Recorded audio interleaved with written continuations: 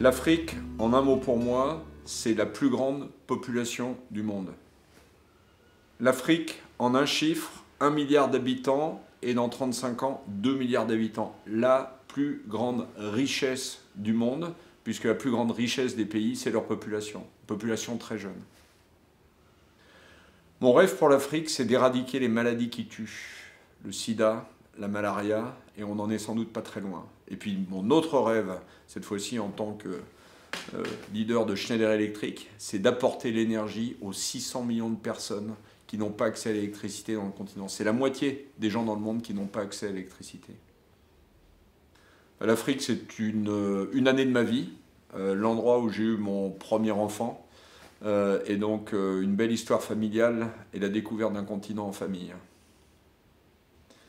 Quand je vois cette photo de l'Afrique la nuit, ce continent qui peut accueillir une Inde, une Chine, une Amérique du Nord, une Europe, et qui a assez peu de lumière la nuit, je pense qu'une société comme la mienne, que les collaborateurs de Schneider ont une mission à accomplir vis-à-vis du continent.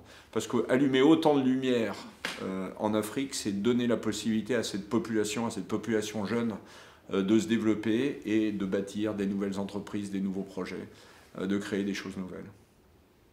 L'initiative de Jean-Louis Borloo, qui consiste à vouloir amener de l'énergie à l'Afrique, est absolument essentielle.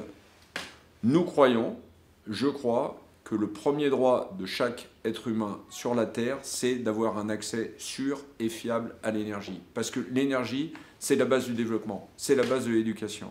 Et donc, faire ça, c'est vraiment donner des moyens à l'Afrique de son développement.